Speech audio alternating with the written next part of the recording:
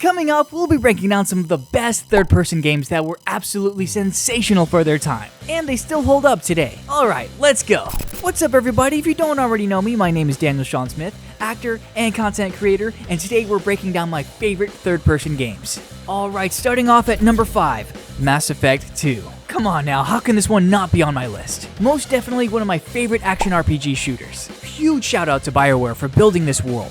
I just love how there was so much lore, and the fact that you could really expand on this universe. I mean, they did do a movie which was pretty good, and I still believe you can watch it on Hulu, but they really did an excellent job creating this futuristic space setting, and the combat was phenomenal. This game definitely increased the bar for action RPG shooters. The different classes you were able to make made it that much more engaging. You got to choose from an adept, soldier, engineer, vanguard, sentinel, and infiltrator. I personally always choose the adept class because I love combining your abilities and the gunplay, creating some excellent combos. Always fun to mix it up and just unleash on your enemies. I mean, come on, you know damn well how satisfying that is. But having the various characters on your team made the dynamics so much better. And before we move on to the next game, what was your favorite class to pick? Let me know in the comments. Number 4, Resident Evil 0. Oh buddy, one of my favorite Resident Evil games. First, I don't want to say this was underrated, but I will say this one was the least talked about for Resident Evil game, and for some reason it didn't get a lot of traction, and I really don't understand why. Yes, you could argue that not having a treasure chest throughout the game and having to place your items through various areas of the map made it a little bit more inconvenient, but everything else was everything you could ask for in a Resident Evil game. I love how this was a prequel to the very first Resident Evil, and it shows what leads up to the mansion chaos that takes place with Jill and Chris, and the various things that Rebecca goes through to meet up with Chris. And damn, I gotta say, there is so much that happens before that. Just the beginning with the train sequence was perfectly done. It shows you what led up to the crash and what you had to do to survive the crash, which then leads you to the mansion. So you play as two main characters, Rebecca Chambers and Billy Cohen. And the difference with this game is you can switch between the two during the same linear storyline. Whereas the other Resident Evil games, you have to pick one or the other character and then you complete each of their storyline. But this game really challenges your brain on how to solve certain puzzles, which really made it that more fascinating to me. And not to mention the fact that you also had to fight bosses and switch between the two, so it really added that extra dynamic. And yes, there was some crazy ass boss fights that created some heart-racing fun. Number 3, Tomb Raider Remake. Yes, yes, and yes. Already being a huge fan for the first Tomb Raider for the PlayStation 1, I was so stoked to hear they did a remake. And Square Enix published it? Yeah, you're damn right.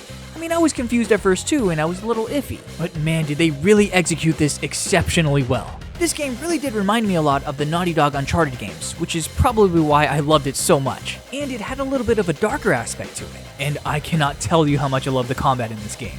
I just love how you were able to upgrade your skills and weapons and execute some deadly stealth attacks. I mean, the bow was so damn fun to use, especially if you like playing health and you upgrade the hell out of that thing. And playing a Tomb Raider with these stunning graphics and great storyline really brought me back to why I loved Tomb Raider as a kid. Number 2, The Last of Us 2. Hell yes, The Last of Us 2 is on my list. Look, a lot of you are probably hating me right now, but have you fully played through the whole game? Yes, I get that it turned a lot of people off on what happened to Joel, and I personally would have liked it to turn out a different way as well. You know, maybe it happened more towards the middle or the end, something where you still get that quality time of Joel. You know, that character we all grown to love in the first one.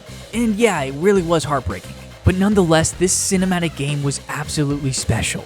The insane things that happened throughout this game was jaw-dropping. You really are at the edge of your seat and there's no way you don't get immersed. Yes, for what Abby did, I did have that resentment towards her as playing her through the game. But going more in depth on who she was and who she became to be, it really did humanize her. And you really gotta ask yourself, if you were in this world and someone took the last person who means the world to you, what would you do? And yes, I will say this game was really a step above the first one. The grit, the apocalyptic charm, the gore, the combat, the adventures, and the cinematic setting really was a level up. I get it if you don't agree with me, but I want to hear your thoughts in the comments. Number 1, Resident Evil 1 Remake. Yes, another Resident Evil banger on this list. I mean, at this point you can't be surprised, right? And if you didn't know, this game was originally for the GameCube. Surprising, right? The graphics and the development of this game was so damn impressive, especially if you've been a Resident Evil fan and you played the original for the PlayStation 1. I'm a huge fan of the mansion, and I love how they added Lisa Travers in the cabin. I mean, Lisa Travers, holy crap was she terrifying.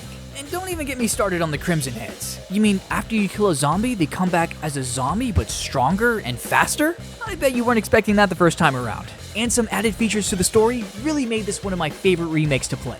And the fact that they stuck to the original camera movement and survival horror of the older ones really made this a Resident Evil fan's dream come true. So hey, did you have a suggestion for a game you'd like me to break down? Let me know in the comments. And so you don't miss out on my weekly breakdowns of my favorite projects, make sure you hit that subscribe button. And until next time, I will see you all in the next video.